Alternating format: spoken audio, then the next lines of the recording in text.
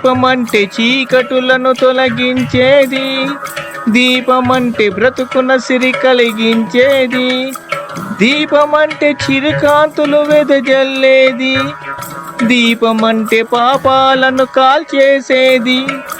సూర్యుడొక్క దీపం, ఆ చంద్రుడొక్క దీపం, మన తనువును ఆడించే ప్రాణమొక్క దీపం.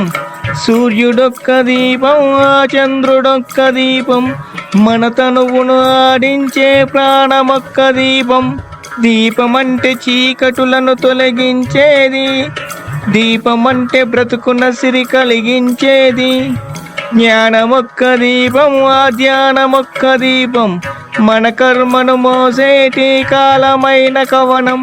జ్ఞానమొక్క దీపం, ఆ ధ్యానమొక్క దీపం, మన కర్మను మోసేటి కాలమైన కవనం. దీపమంటే చిరుకాంతులు వెదజల్లేది, దీపమంటే పాపాలను కాల్చేసేది. దీపమంటే జ్ఞానం రా, దీపమంటే యోగం రా, దీపమంటే సమరం రా, దీపమంటే అమరం రా. దీపమంటే జ్ఞానం రా, దీపమంటే యోగం రా, దీపమంటే సమరం రా, దీపమంటే అమరం రా. దీపమంటే తరతరాల మూలధనం రా, దీపమంటే జీవన భృతి ప్రాణస్వరం రా. కన్నీటిని కాల్చేటి అగ్నిగుణం రా, కష్టాలను కడదేర్చే అగ్నిస్వరం రా. దీపం దీపం దీపం దీపం దీపం దీపం దీపం దీపం. నమః శివాయ, నమః శివాయ, నమః శివాయ.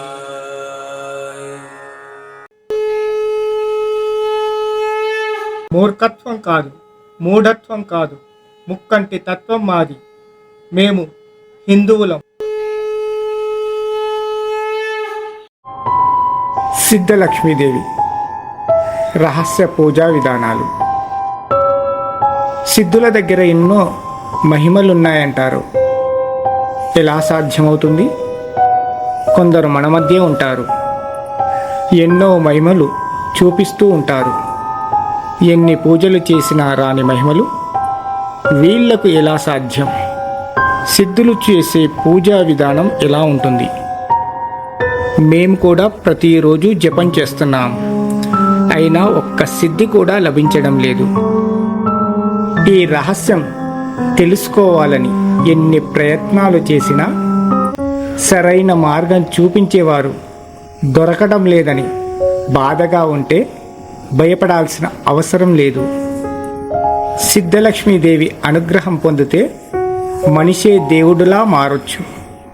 ఈ రహస్య పూజా విధానాల గురించి ఈ వారం తెలుసుకుందాం.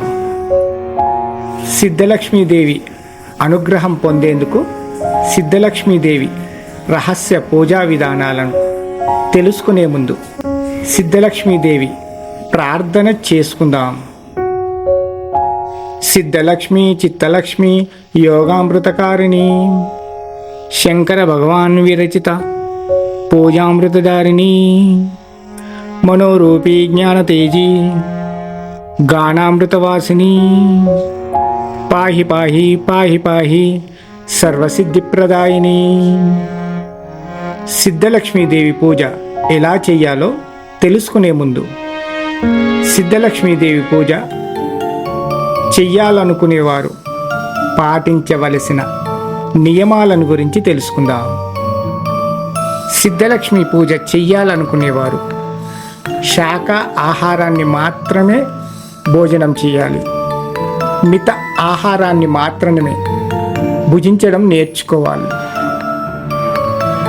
పరిమితమైన నిద్ర, అవసరం వస్తే తప్ప మాట్లాడని మౌనం పాటించాలి. ఇతరుల మీద ఆధారపడకుండా తన పనులు తానే చేసుకునే జీవితాన్ని అలవర్చుకోవాలి. ముఖ్యంగా బ్రహ్మచర్యాన్ని పాటించాలి. సనాతన ధర్మాన్ని పాటించడం నేర్చుకోవాలి. ప్రతిరోజు ఉదయం వీలైతే ఉదయం, సాయంత్రం వీలైతే సాయంత్రం నీకు అనుకూలంగా ఉండే ఏ గుడికైనా వెళ్ళి దైవ దర్శనం చేసుకొని ప్రదక్షిణ నమస్కారాలు చేసుకోవాలి. ఇవి గుర్తుంచుకోండి. ధ్యానం వేరు, యోగ విద్య వేరు, పూజ వేరు, జప విధానం వేరు, యోగాసనాలు వేరు. దేని నియమం దానికి ఉంటుంది. కాబట్టి నియమాలను తెలుసుకొని, వాటి విధానాలను తెలుసుకొని, గురుముఖత మంత్రమూలాన్ని తెలుసుకొని పాటిస్తే ఫలితం శుభంగా ఉంటుంది.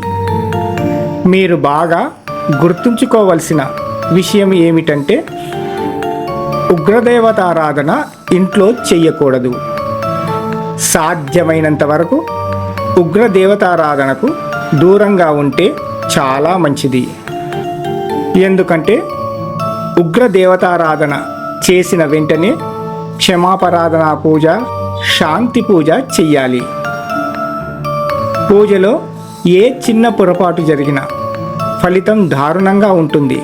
కాబట్టి ఇలాంటి పూజలకు దూరంగా ఉండటం మంచిది. ఇంకో విషయాన్ని గుర్తుపెట్టుకోండి. నేను దీక్షలో ఉంటున్నాను కాబట్టి ఏ పని చేయకూడదు అని అనుకుంటూ ఉద్యోగాన్ని విడిచిపెట్టడం అనేది మూర్ఖత్వం అవుతుంది.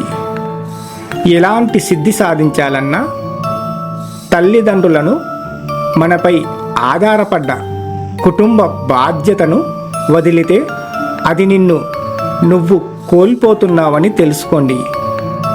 అందుకే సిద్ధ సాధన చెయ్యాలనుకునేవారు ఉద్యోగం మానేయాల్సిన అవసరం లేదు. చెడు అలవాట్లను మానేస్తే సరిపోతుంది.